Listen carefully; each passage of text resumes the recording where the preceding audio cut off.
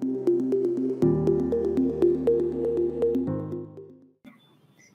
মীনাক্ষী বড়ো অৰ্থবিজ্ঞানৰ আন এটি পাঠদানলৈ আপোনালোক সকলোকে স্বাগতম জনাইছো। আজি আমাৰ এই ক্লাছটিত আমি চাহিদা সম্পৰ্কে কিছু আলোচনা কৰিম আৰু চাহিদা স্থিতিস্থাপকতা সম্পৰ্কে কিছু আলোচনা কৰিম। চাহিদা শব্দটো আমি প্ৰায়ে শুনি থাকো, ইংৰাজীত যাক আমি ডিমাণ্ড বুলি কওঁ। এই শব্দটো যদিও আমি শুনি থাকো, আচলতে ইয়াৰ অৰ্থ আমি বহুত সময়ত বেলেগ ধৰণে বুজো। এতিয়া ডিমাণ্ড শব্দৰ লগত জড়িত বা এই চাহিদা শব্দটোৰ লগত জড়িত কিছুমান শব্দ, ইংৰাজীৰ কিছুমান শব্দ আছে, যেনে ডিজায়াৰ বা ৱান্টছ। এই যিকেইটা শব্দক আমি প্ৰায় একে বুলিয়েই ভাবো। আচলতে এই ডিজায়াৰ বা ৱান্টছ এই দুটা শব্দ একে নহয়। কিনো হয় আচলতে ডিজায়াৰ আৰু ৱান্টছ? অৰ্থবিজ্ঞানত যদি আমি চাবলৈ যাওঁ কি হয় আমি জানো আহক। যেতিয়া মানুহৰ কিবা এটা বস্তু পোৱাৰ হাবিয়াস থাকে বা কিবা এটা বস্তু লোৱাৰ বা পোৱাৰ যি স্পৃহা, তাক আমি ডিজায়াৰ বুলি কওঁ। আৰু ডিজায়াৰ হলেই যে ৱান্টছ হ'ব তেনেকুৱা নহয়, আৰু ৱান্টছ হলেই যে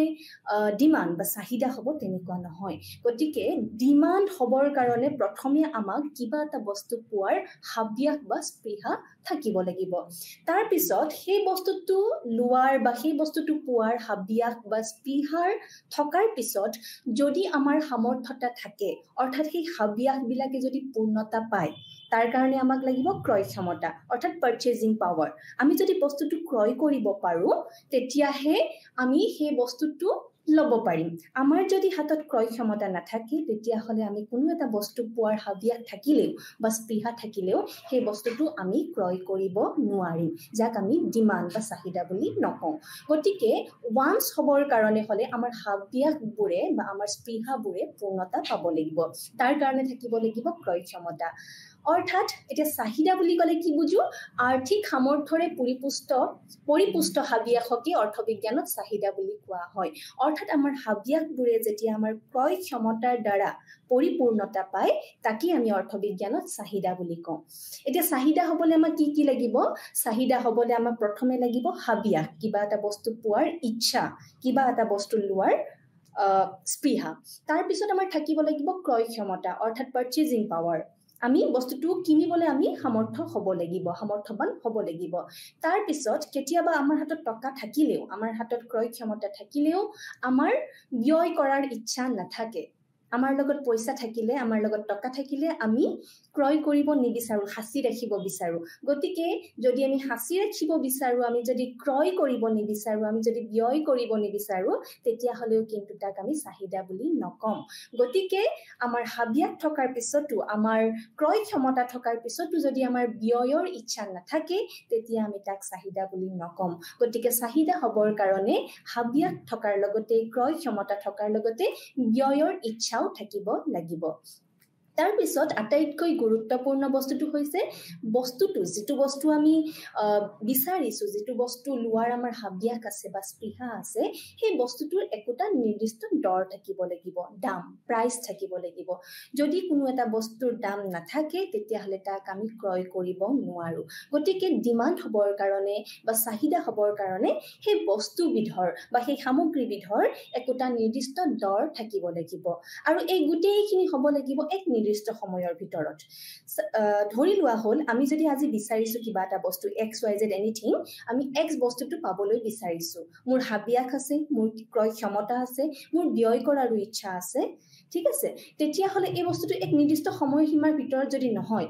মই ক'ব বিচাৰিছো বৰ্তমান মোৰ কিবা এটা বস্তু পোৱাৰ ইচ্ছা আছে, মোৰ যদি ক্ৰয় ক্ষমতা নাথাকে, হয়তো 10 বছৰ পিছত বা 15 বছৰ পিছত মোৰ হয়তো ক্ৰয় ক্ষমতা হ'ব, তেতিয়া হয়তো মই সেই বস্তুটো কিনিবলৈ পাৰিম, কিন্তু সেইটো এক নিৰ্দিষ্ট সময়ৰ ভিতৰত নপৰিব। গতিকে তেতিয়াও আমি তাক ডিমাণ্ড বা চাহিদা বুলি নকওঁ। গতিকে আমি চাহিদা বুলিলে কি বুজিলো? আৰ্থিক সামৰ্থ্যৰে পৰিপুষ্ট যি হাবিয়াস, তাকেই আমি অৰ্থবিজ্ঞানত চাহিদা বুলি কওঁ। এইবাৰ আহিছো চাহিদা বিধি, law of demand. Law of demand, it states the negative relation or inverse relation between price of a commodity and its quantity demanded. অৰ্থাৎ বস্তু একোটাৰ দৰ আৰু সেই বস্তুবিধৰ চাহিদাৰ পৰিমাণৰ মাজত থকা এক পৰোক্ষ বা বিপৰীতমুখী সম্পৰ্ককে চাহিদা বিধি বুলি কোৱা হয় অৰ্থাৎ কোনো এটা বস্তুৰ যদি দাম বা দৰ যদি বৃদ্ধি পায় সেই বস্তুটোৰ চাহিদাৰ পৰিমাণ কমি আহিব আৰু বস্তুটোৰ যদি দৰ কমি আহে তেতিয়াহলে বস্তুটোৰ চাহিদাৰ পৰিমাণ বৃদ্ধি পাব ইয়াকে আমি চাহিদা বিধি বুলি কওঁ এয়া সকলো সাধাৰণ দ্ৰব্যৰ ক্ষেত্ৰতে ই প্ৰযোজ্য এইবাৰ আমি জানো আহক চাহিদা অনুসূচী যাক আমি ডিমান্ড শিডিউল বুলি পেলাই কওঁ চাহিদা অনুসূচী হৈছে চাহিদা বিধি অৰ্থাৎ বস্তু একোটাৰ দৰ আৰু বস্তুটোৰ চাহিদাৰ পৰিমাণৰ মাজত থকা পৰোক্ষ সম্পৰ্কক যদি আমি তালিকাবদ্ধভাৱে উপস্থাপন কৰো তাকে আমি চাহিদা অনুসূচী বুলি কওঁ ইয়াত এখন মই তালিকা দি দিছো য'ত আমাৰ প্ৰাইস অৰ্থাৎ দৰ দিয়া আছে আৰু তাৰ লগে লগে আমাৰ চাহিদাৰ পৰিমাণখিনি দিয়া আছে যেনে ধৰক 5 টকাত 10টা বস্তু আমি চাহিদা কৰিছো 4 টকা হলে 20টা কৰিছো 3 টকা হলে 30টা কৰিছো 2 টকা হলে 40টা কৰিছো আৰু 1 টকা যেতিয়া হ'ব বস্তুটো তেতিয়া আমি 50টা বস্তু বা 50টা একক আমি ক্ৰয় কৰিব বিচাৰিছো এয়া এক তালিকাবদ্ধ উপস্থাপন ইয়াকে আমি চাহিদা অনুসূচী বুলি জানো যাক আমি ইংৰাজীত ডিমান্ড শিডিউল বুলি জানো এইবাৰ জানো আহক চাহিদা ৰেখা কি নামটোৰ পৰাই আমি অনুমান কৰিব পাৰো আসলতে চাহিদা ৰেখা কি ইয়াক আমি ইংৰাজীত ডিমান্ড কাৰ্ভ বুলি পেলাই জানো যেতিয়া চাহিদা বিধিক আমি ৰেখা বা ৰৈখিক অথবা চিত্ৰৰ সহায়ত আমি উপস্থাপন কৰো তাকে আমি চাহিদা ৰেখা অথবা ইংৰাজীত ডিমান্ড কাৰ্ভ বুলি জানো ইয়াতে এটা মই চিত্ৰ দিছো ইয়াত আমি দেখিছো ইয়াত এডাল ৰেখা আছে যিডাল ৰেখাক আমি চাহিদা ৰেখা বুলি কওঁ এই চাহিদা ৰেখাডালে চাহিদা বিধি অৰ্থাৎ বস্তু একোটাৰ দৰ আৰু সেই বস্তুটোৰ দৰৰ লগে লগে বস্তুটোৰ যি চাহিদাৰ পৰিমাণ তাৰ মাজত থকা যি বিপৰীতমুখী সম্পৰ্ক বা পৰোক্ষ সম্পৰ্ক তাক আমি এই চিত্ৰৰ সহায়ত উপস্থাপন কৰিছো ইয়াত আমি দেখিছো y অক্ষত আমি দৰ আমি লৈছো আৰু x অক্ষত আমি বস্তুটোৰ চাহিদাৰ পৰিমাণ লৈছো যেতিয়া বস্তুটোৰ দাম আমি যদি ওপৰৰ পৰা তললৈ যাওঁ তেতিয়া আমি দেখিম যে বস্তুটোৰ দাম ক্ৰমান্বয়ে কমি গৈ আছে আৰু কমি গৈ থকা হেতুকে বস্তুটোৰ চাহিদাৰ পৰিমাণ ক্ৰমান্বয়ে বৃদ্ধি পাই গৈ আছে গতিকে এই ৰেখাডালেই হৈছে চাহিদা ৰেখা যি চাহিদা বিধিক এটা চিত্ৰৰ সহায়ত বা এডাল ৰেখাৰ সহায়ত উপস্থাপন কৰিছে এইবাৰ আমি জানো চাহিদা ৰেখাৰ আকৃতি আমি চাহিদা ৰেখাডাল দেখা পালো গতিকে এই চাহিদা ৰেখাডালৰ আকৃতিক আমি কি বুলি কওঁ আৰু কিয় এই চাহিদা ৰেখাৰ আকৃতি এনে ধৰণৰ হয় প্ৰথমেই হৈছে এই চাহিদা ৰেখাডাল বাও হাতৰ পৰা সো হাতলৈ এঢলীয়া অৰ্থাৎ downward sloping from left to right মই আকৌ দেখুৱাইছো চিত্ৰটো ইয়াত দেখিছো আমি it is downward sloping from left to right ই বাও পিনৰ পৰা সো পিনলৈ এঢলীয়া হৈ আহিছে নামি আহিছে কিয় হৈছে কাৰণটো হৈছে যেতিয়া বস্তুবিধৰ দাম কমিব তেতিয়া মানুহে বেছিকে ক্ৰয় কৰিব আৰু যেতিয়া বস্তুবিধৰ দাম যেতিয়া বৃদ্ধি পাব বা বাঢ়িব তেতিয়া মানুহে কমকৈ ক্ৰয় কৰিব যাৰ ফলত এই ৰেখাডাল বাও হাতৰ পৰা সো হাতলৈ এঢলীয়া অৰ্থাৎ তললৈ নামি অহা হয় আৰু এই ৰেখাডাল তললৈ নামি অহা গতিকে ইয়াৰ যি ঢাল বা স্লোপ বুলি যাক আমি কওঁ ই ঋণাত্মক অৰ্থাৎ নিগেটিভ কিহৰ কাৰণে হয় এই ঋণাত্মক ঢাল এই ৰেখাডালৰ তাৰ কাৰণবিলাক হৈছে ক্ৰমহ্ৰাসমান প্ৰান্তিক উপযোগিতা বিধি অৰ্থাৎ যেতিয়া আমি কোনো এটা বস্তুৰ বেছিকৈ আমি উপভোগ কৰি গৈ থাকো অৰ্থাৎ ভোগৰ পৰিমাণ আমি যেতিয়া বঢ়াই গৈ থাকো এই ক্ৰমান্বয়ে বঢ়াই গৈ থকা বা ক্ৰমবৰ্ধিত যি ভোগৰ পৰিমাণ যি ভোগৰ একক সেই দ্ৰব্যবিধৰ তাৰ পৰা যি আমি উপযোগিতা পাওঁ যাক আমি প্ৰান্তিক উপযোগিতা বুলি কওঁ যাক আমি ইংৰাজীত মাৰ্জিনেল ইউটিলিটি বুলি কওঁ সেই মাৰ্জিনেল ইউটিলিটি বা প্ৰান্তিক উপযোগিতা ক্ৰমান্বয়ে হ্ৰাস পাই গৈ থাকে অৰ্থাৎ কমি গৈ থাকে সেই কাৰণে এই ৰেখাডালৰ ঢালটো ঋণাত্মক হয় তাৰোপৰি আৰু কিছুমান কাৰণ আছে যাৰ কাৰণে এই ৰেখাডালৰ আকৃতি এনে ধৰণৰ হয় যেতিয়া বস্তুবিধৰ দাম কম হয় তেতিয়া হলে তাৰ গ্ৰাহক বৃদ্ধি পায় বহুত মানুহে কম দাম আৰু আমি সবেই জানো কম দামে গ্ৰাহকক আকৰ্ষণ কৰে গতিকে যেতিয়া দৰ কম হ'ব তাৰ গ্ৰাহক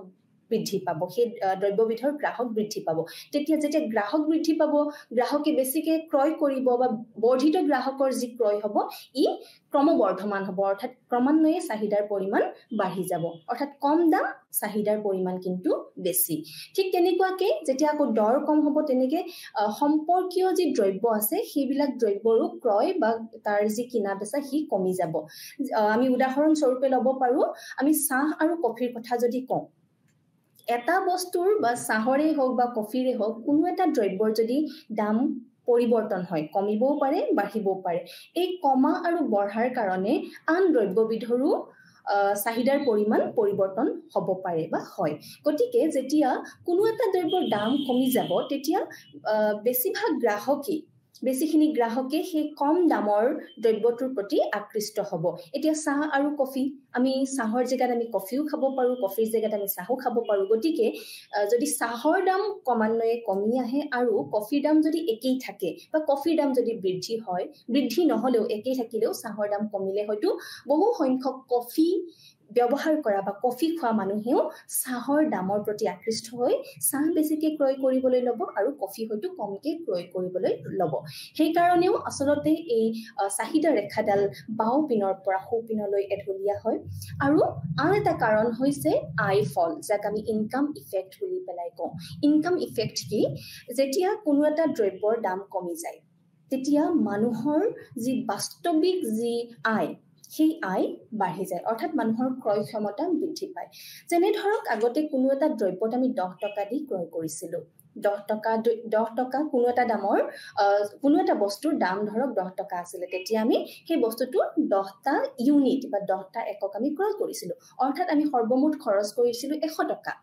কিন্তু যদি আমি ধৰি লওঁ যে বস্তুবিধৰ দাম 10 টকাৰ পৰা 5 টকা হৈছে তেতিয়াহ'লে আমাৰ ইনকাম নবঢ়াকেও আমাৰ আয় নবঢ়াকেও আমি বেছিকৈ সেই বস্তুটো কিন্তু এতিয়া ক্ৰয় কৰিব পাৰিম কাৰণটো হৈছে আমাৰ যিটো ৰিয়েল ইনকাম আমাৰ যি বাস্তৱিক আয় ই ক্ৰমান্বয়ে বৃদ্ধি পাইছে বা ই বৃদ্ধি পাই গৈছে যাৰ ফলত আমাৰ ক্ৰয় ক্ষমতা বা পাৰ্চেজিং পাৱাৰ আমাৰ বাঢ়িছে আৰু সেয়েহে আগতে যিটো বস্তু আমি 10 টকা হোৱাৰ বাবে প্ৰতিটো বস্তুৰ মানে প্ৰতি এককৰ দাম 10 টকা হোৱাৰ কাৰণে আমি 100 টকা খৰচ কৰি 10 একক বস্তু ক্ৰয় কৰিছিলোঁ এতিয়া আমি যদি সেই একেখিনি পৰিমাণ আমাৰ যি মুঠ ব্যয় আছিলে সেই ব্যয়খিনি যদি আমি একেই ৰাখোঁ তেতিয়াহ'লে সেই একে দ্ৰব্যকে আমি কিন্তু এতিয়া 20টা একক বা 20টা আমি ক্ৰয় কৰিব পাৰিম কাৰণ হৈছে আমাৰ যি বাস্তৱিক আয় বা আমাৰ যি ক্ৰয় ক্ষমতা পাৰ্চেজিং পাৱাৰ বৃদ্ধি পাইছে তাৰ কাৰণটো হৈছে বস্তুবিধৰ দাম কমি গৈছে গতিকে আয় ফলৰ কাৰণেও এই যি চাহিদা ৰেখা বাওঁ পিনৰ পৰা সোঁ পিনলৈ এঢলীয়া হয় যাৰ কাৰণে তাৰ ঢালটো নিগেটিভ বা ঋণাত্মক হয়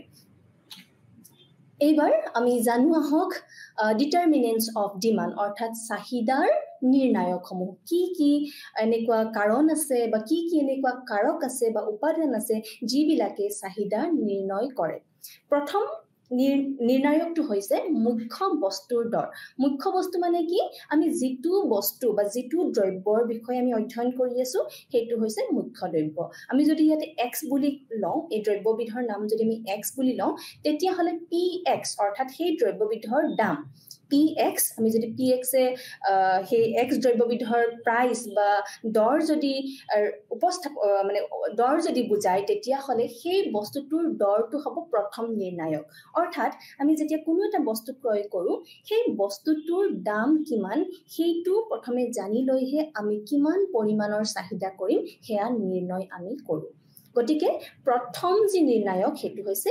যিটো বস্তু আমি অধ্যয়ন কৰিছোঁ যিটো বস্তু আমি ক্ৰয় কৰিবলৈ লৈছোঁ যাক আমি মুখ্য দ্ৰব্য বুলি কওঁ বা মুখ্য সামগ্ৰী বুলি কওঁ সেই সামগ্ৰীবিধৰ দৰটো বা দামটো দ্বিতীয়তে আন সম্পৰ্কিত সামগ্ৰীসমূহৰ দৰ অৰ্থাৎ আমি কিবা এটা বস্তু যেতিয়া ক্ৰয় কৰিবলৈ লওঁ তেতিয়া আমি তাৰ লগত সম্পৰ্কিত আন সামগ্ৰীসমূহৰ আন দ্ৰব্যসমূহৰ দৰো কিন্তু আমি আগতে জানি লৈহে সেই দ্ৰব্যবিধ আমি ক্ৰয় কৰোঁ এতিয়া চাহ আৰু কফিৰ কথা মই অলপ আগতে কৈছিলোঁ চাহৰ যেনেকৈ চাহ যদি আমি ক্ৰয় কৰিবলৈ যাওঁ যদি আমি চাহ আৰু কফি দুয়োটাই খাওঁ, দুয়োটাই খাই ভাল পাওঁ, তেতিয়াহ'লে চাহ বা কফি ক্ৰয় কৰাৰ আগতে আমি চাহ আৰু কফি দুয়োটাৰে দামটো আমি জানি ল'ম। যদি মই চাহ কিনিবলৈ গৈছোঁ তেতিয়াও কিন্তু মই কফিৰ দাম কিমান মই হয়তো সুধিম। কিয়? কাৰণ সেই কফিৰ দামটোৱেও চাহ মই কিমান ক্ৰয় কৰিম সেইটো নিৰ্ণয় কৰাত মোক সুবিধা কৰি দিব। গতিকে চাহিদা নিৰ্ণায়ক আন এটা হৈছে সম্পৰ্কিত সামগ্ৰীৰ দৰ। ঠিক তেনেকুৱাকে আন এটা নিৰ্ণায়ক হৈছে উপভোক্তাৰ আয়। ইয়াতে উপভোক্তাৰ আয় বুলি আছে, আচলতে উপভোক্তাৰ আয় হ'ব লাগিছিলে। উপভোক্তাৰ আয় মানে কি? যিজন উপভোক্তাই ক্ৰয় কৰিব বা যিজন উপভোক্তাই ক্ৰয় কৰিবলৈ গৈছে সেই উপভোক্তাগৰাকীৰ উপাৰ্জন কিমান, সেই উপভোক্তাগৰাকীৰ আয় কিমান, সেই উপভোক্তাগৰাকীৰ আয়ৰ লগত জড়িত হৈ আছে উপভোক্তাগৰাকীয়ে কিমান পৰিমাণৰ একোটা দ্ৰব্যৰ চাহিদা কৰিব। গতিকে আয় যদি বৃদ্ধি পায়, আয় যদি বেছি আছে তেতিয়াহ'লে হয়তো বেছিকৈ ক্ৰয় কৰিব, আৰু আয় কম হ'লে তেতিয়া তেওঁলোকে কমকৈ ক্ৰয় কৰিব। আন নিৰ্ণায়কসমূহ হৈছে উপভোক্তাৰ ৰুচি, জুতি আৰু অগ্ৰাধিকাৰ। অৰ্থাৎ উপভোক্তাৰ ৰুচিৰ ওপৰতো নিৰ্ভৰ কৰে উপভোক্তাগৰাকীয়ে কিমান পৰিমাণৰ সেই দ্ৰব্যবিধ ক্ৰয় কৰিব। ঠিক তেনেকুৱাকে বজাৰত কিমান উপভোক্তা আছে, অৰ্থাৎ বজাৰত উপভোক্তাৰ সংখ্যায়ো চাহিদা বা বস্তুবিধৰ বা দ্ৰব্যবিধৰ চাহিদাৰ পৰিমাণ নিৰ্ণয় কৰে। আৰু আন এক নিৰ্ণায়ক হৈছে আয় বিতৰণ। সমাজত আয় কেনেধৰণে বিতৰণ হৈ আছে ইও এক নিৰ্ণায়ক চাহিদা কিমান কৰিব বা চাহিদাৰ পৰিমাণ কিমান হ'ব। যদি মানুহৰ মাজত সমাজত থকা প্ৰত্যেক মানুহৰ মাজত আয়ৰ যি বিতৰণ ই যদি সমানভাৱে হৈছে তেতিয়াহ'লে সকলোৱে একে সমান বা একে সমান পৰিমাণৰ তেওঁলোকে চাহিদা কৰিব পাৰিব। কিন্তু যদিহে এই আয়ৰ বিতৰণ সমান নহয়, অৰ্থাৎ অসমান আয় বিতৰণ যদি হৈ আছে সমাজত, তেতিয়াহ'লে প্ৰত্যেকেই কিন্তু বেলেগ বেলেগ পৰিমাণত সেই দ্ৰব্যবিধৰ বা যিকোনো দ্ৰব্যৰ চাহিদাৰ পৰিমাণ তেওঁলোকৰ মাজতেই বেলেগ বেলেগ হ'ব। গতিকে এইকেইটা হৈছে চাহিদা নিৰ্ণায়ক। নেক্সট, প্ৰতিকল্পতাৰ বিপাক বা প্ৰতিকল্পতাৰ ফল বুলিও কোৱা হয় ইয়াক ছাবষ্টিটিউশ্যন ইফেক্ট। এতিয়া ছাবষ্টিটিউশ্যন ইফেক্ট কি বা প্ৰতিকল্পতাৰ বিপাক কি? ই হৈছে দ্ৰব্যৰ আপেক্ষিক দৰৰ পৰিৱৰ্তনৰ ফলাফল। অৰ্থাৎ যেতিয়া মই অলপ আগতেই কৈছোঁ যে যেতিয়া কোনো এটা দ্ৰব্যৰ দাম পৰিৱৰ্তন হয়, পৰিৱৰ্তন হ'লে ই দামটো বাঢ়িবও পাৰে, নহ'লে দামটো কমিবও পাৰে। গতিকে বস্তুবিধৰ যেতিয়া দামটো পৰিৱৰ্তন হৈছে লগে লগে চাহিদাৰ পৰিৱৰ্তন হ'ব। অৰ্থাৎ সেই বস্তুবিধৰ কিমান পৰিমাণৰ চাহিদা কৰিব ইও লগে লগে পৰিৱৰ্তন হ'ব। আমি জানো চাহিদা বৃদ্ধিৰ পৰা জানো যে যিকোনো সাধাৰণ দ্ৰব্যৰ ক্ষেত্ৰত যদি বস্তুটোৰ দাম বৃদ্ধি পাইছে তেতিয়াহ'লে চাহিদাৰ পৰিমাণ কমি আহিব, আৰু যদি বস্তুটোৰ দাম কমি গৈছে তেতিয়াহ'লে চাহিদাৰ পৰিমাণ বৃদ্ধি পাব। কিন্তু এই বস্তুবিধৰ এই মুখ্য দ্ৰব্যবিধৰ দৰৰ পৰিৱৰ্তনৰ লগত ইয়াৰ চাহিদাৰ পৰিমাণৰ পৰিৱৰ্তন হোৱাৰ লগতে আন সম্পৰ্কিত দ্ৰব্যসমূহৰো কিন্তু চাহিদাৰ পৰিমাণৰ পৰিৱৰ্তন ঘটিব, যাক আমি ছাবষ্টিটিউশ্যন ইফেক্ট বা প্ৰতিকল্পতাৰ ফল বা বিপাক বুলি জানো। এইবাৰ আয় বিপাক। আমি আয় বিপাক অলপ আগতে আলোচনা কৰিছোঁ যে আয় বিপাক হৈছে কি? দ্ৰব্যৰ দৰৰ পৰিৱৰ্তনৰ ফলত উপভোক্তাৰ আপেক্ষিক ক্ৰয় ক্ষমতাৰ পৰিৱৰ্তন। অৰ্থাৎ যেতিয়া কোনো এটা দ্ৰব্যৰ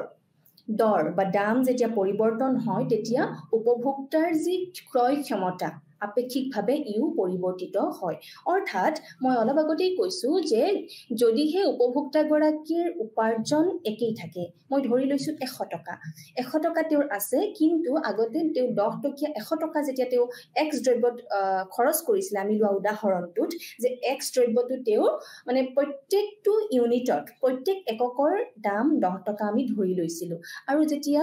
এক্স দ্ৰব্যৰ প্ৰত্যেকটো এককৰ দাম 10 টকা আছিলে, মানুহজনে সৰ্বমুঠ 100 টকা খৰচ কৰি এক্স দ্ৰব্যটোৰ 10টা একক তেওঁ ক্ৰয় কৰিছিলে। কিন্তু আমি যদি ধৰি লওঁ যে দ্ৰব্যবিধৰ দাম 10 টকাৰ পৰা কমি গৈ হ্ৰাস পাই গৈ 5 টকা হৈ গৈ, আৰু মানুহগৰাকীয়ে যদি তেওঁৰ ব্যয় অৰ্থাৎ 100 টকাটো যদি তেওঁ একেই ৰাখিব খোজে, তেতিয়াহ'লে সেই একেই 100 টকাতেই আগতে তেওঁ 10টা ইউনিট বা 10টা একক ক্ৰয় কৰিব পাৰিছিলে, এতিয়া কিন্তু তেওঁ 20টা একক ক্ৰয় কৰিব পাৰিব ই হৈছে আপেক্ষিক ক্ৰয় ক্ষমতাৰ বৃদ্ধি কিহৰ কাৰণে কাৰণ দ্ৰব্যৰ দৰ পৰিৱৰ্তন হৈছে যাক আমি আয় বিপাক বুলি কওঁ আৰু এই আয় বিপাক আৰু প্ৰতিকল্পতাৰ বিপাকক যদি আমি যোগ কৰো তেতিয়াহলে আমি দৰ বিপাক অৰ্থাৎ প্ৰাইস ইফেক্ট আমি পাম Okay, so price effect কি হৈছে বা দৰ বিপাক কি হয় প্ৰথমে কি হ'ব দৰৰ পৰিৱৰ্তন হোৱাৰ লগে লগে প্ৰতিকল্পতাৰ বিপাক আহিব অৰ্থাৎ সম্পৰ্কিত দ্ৰব্যসমূহৰ চাহিদাৰ পৰিৱৰ্তন হ'ব লগতে উপভোক্তাৰ যি ক্ৰয় ক্ষমতা তাৰো পৰিৱৰ্তন হ'ব আৰু দুইটা যেতিয়া আমি একেলগ কৰো দুইটাৰ যোগফল আমি যি পাওঁ সেয়াই হ'ব দৰ বিপাক অৰ্থাৎ দৰৰ পৰিৱৰ্তনৰ লগত আমাৰ চাহিদাৰ পৰিমাণ কিমান হ'ব আমি প্ৰতিকল্পতাৰ বিপাক আৰু আয় বিপাক দুইটাৰ পৰাই আমি পাওঁ আৰু এই দুইটাৰ যোগফলে হৈছে দৰ বিপাক এইবাৰ এক ব্যতিক্ৰম চাহিদা বিধিৰ কিছুমান ব্যতিক্ৰম আছে এই ব্যতিক্ৰমটোৰ বিষয়ে আমি জানো ই এক দ্ৰব্য গিফেন দ্ৰব্য এই দ্ৰব্যবিধৰ নাম ৰবাৰ্ট গিফেনৰ নামেৰে কৰা হৈছে নামকৰণ কৰা হৈছে এই দ্ৰব্যবিধত যি আমাৰ চাহিদা বিধি যাক আমি জানিছিলো যে চাহিদা বিধি মানে কি দ্ৰব্য বস্তুটোৰ মানে দ্ৰব্যবিধৰ দৰ আৰু দৰৰ পৰিৱৰ্তনৰ লগত যি চাহিদাৰ পৰিমাণৰ যি পৰিৱৰ্তন হয় ই বিপৰীতমুখীভাৱে হয় অৰ্থাৎ পৰোক্ষভাৱে হয় অৰ্থাৎ কি প্ৰাইসটো যদি বাঢ়িছে তেতিয়াহলে তাৰ কোৱান্টিটি ডিমান্ড অৰ্থাৎ এই বস্তুটোৰ চাহিদাৰ পৰিমাণ কমি যাব যিকোনো সাধাৰণ দ্ৰব্যৰ ক্ষেত্ৰত আৰু যদি প্ৰাইস বা দৰটো যদি বা দামটো যদি কমিছে তেতিয়াহলে সেই বস্তুটোৰ চাহিদাৰ পৰিমাণ বৃদ্ধি পাব এয়া সকলো সাধাৰণ দ্ৰব্যৰ ক্ষেত্ৰতে ই প্ৰযোজ্য হয় মই এতিয়া অলপ আগতে এই কথাটো মই উল্লেখ কৰিছো কিন্তু গিফেন দ্ৰব্যৰ ক্ষেত্ৰত কি হয় ইয়াত কিন্তু যেতিয়া বস্তুটোৰ দাম বৃদ্ধি পায় সেই অনুপাতে চাহিদা বিধি অনুসাৰী হ'ব লাগিছিলে বস্তুটোৰ দাম বাঢ়িলে চাহিদাৰ পৰিমাণ যি হ'ব সি কমিব লাগিছিলে কিন্তু এই ক্ষেত্ৰত এই দ্ৰব্যবিধৰ ক্ষেত্ৰত কিন্তু চাহিদাৰ পৰিমাণটো কমি নাযায় ইয়াতে কি হয় বৰ্ধিত দৰৰ কাৰণে চাহিদাও কিন্তু বৃদ্ধিহে পায় ইয়া এই যেটো দ্ৰব্যবিধৰ নাম মই কৈছোই যে ৰবাৰ্ট গিফেন নামৰ মানুহগৰাকীৰ নামেৰে নামকৰণ কৰা হৈছে তেওঁ এটা অধ্যয়ন কৰিছিল তেওঁ তাতে পাইছিলে যে দুৰ্যোগৰ সময়ত উদাহৰণ স্বৰূপে যুদ্ধৰ সময়ত তেওঁ যেটো অধ্যয়ন কৰিছিল যুদ্ধৰ সময়তে কৰিছিল সো তেওঁ দেখিছিলে যে যুদ্ধৰ সময়ত বা যিকোনো দুৰ্যোগৰ সময়ত মানুহে বস্তুবিধৰ দাম বাঢ়িলেও কিন্তু সেই বস্তুবিধৰ ক্ৰয় তেওঁলোকে বেছিকৈ কৰে কাৰণ যুদ্ধৰ সময়ৰ কথা আমি যুদ্ধৰ পিছত কি হ'ব বা যুদ্ধ কেতিয়া কৈ শেষ হ'ব এইবিলাক আমি পূৰ্বানুমান কৰিব নোৱাৰো গতিকে মানুহে দাম বাঢ়িলেও সেই বস্তুটোৰ চাহিদা বেছি কৰিব পাৰে যেটো তেওঁ অধ্যয়নটোত পাইছিলে আৰু এই দ্ৰব্যটো চাহিদা বিধিৰ এক ব্যতিক্ৰম যাক আমি গিফেন দ্ৰব্য বা গিফেন গুডছ বুলি আমি জানো ঠিক তেনেকৈ নিকৃষ্ট দ্ৰব্যৰ ক্ষেত্ৰটো আছে ইনফেৰিয়ৰ গুডছ বুলি আমি যাক কওঁ ইনফেৰিয়ৰ গুডছৰ ক্ষেত্ৰত কি হয় আমি সকলোৱে জানো যদি আমাৰ ইনকাম বা যদি আমাৰ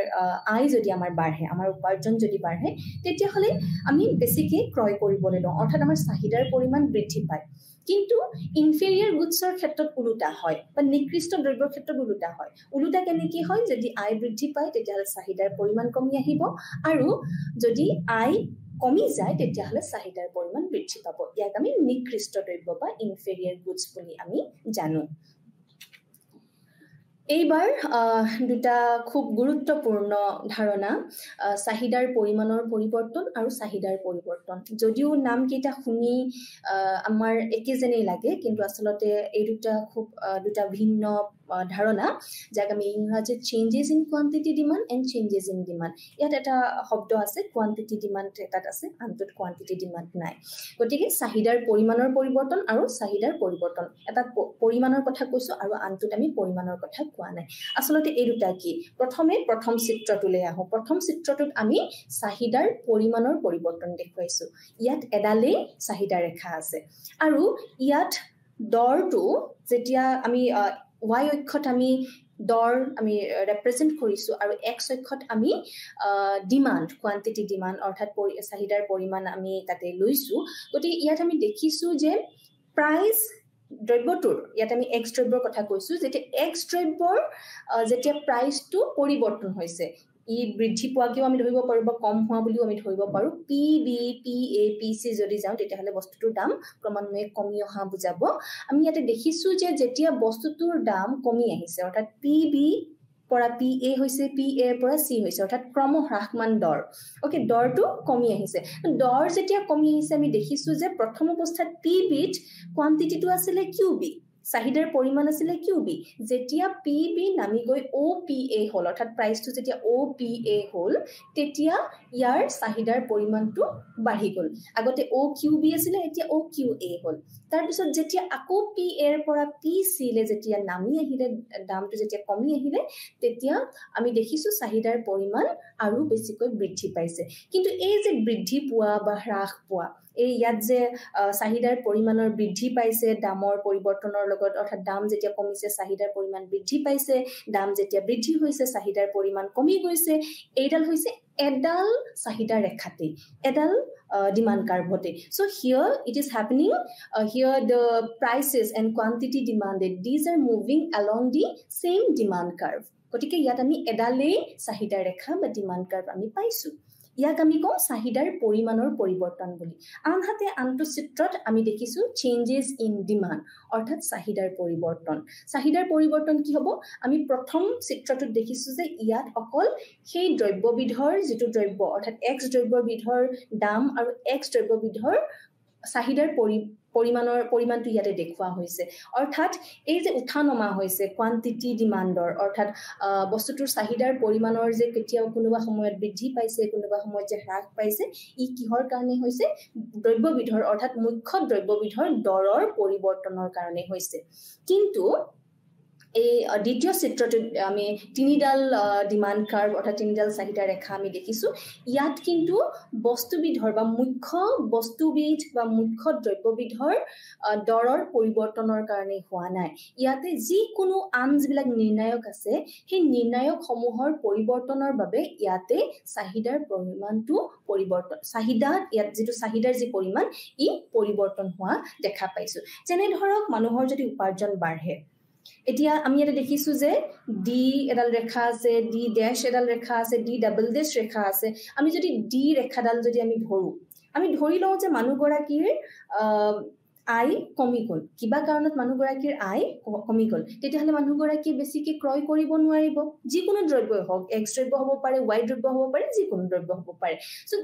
মানুহগৰাকীৰ যেতিয়া উপাৰ্জন কমি আহিব মানুহগৰাকীৰ চাহিদাও পৰিৱৰ্তন হ'ব আৰু এই চাহিদা নিম্নগামী হ'ব অৰ্থাৎ ই কমি আহিব গতিকে হয়তো এই যে ডি ডিমান্ড কাৰ্ভ আছিল বা ৰেখাডাল আছিল চাহিদা ৰেখা ই তললৈ স্থানান্তৰ হ'ব তাৰোপৰি আমি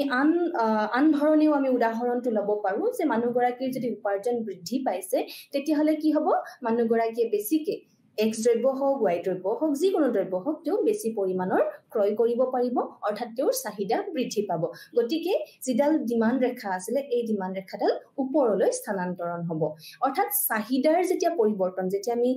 চাহিদাৰ পৰিৱৰ্তন বুলি কওঁ তেতিয়া ইয়াত চাহিদা ৰেখাবিলাকৰ স্থানান্তৰণ হয় কিন্তু আমি যদি চাহিদাৰ পৰিমাণৰ পৰিৱৰ্তন বুলি কওঁ তেতিয়াহলে একেডাল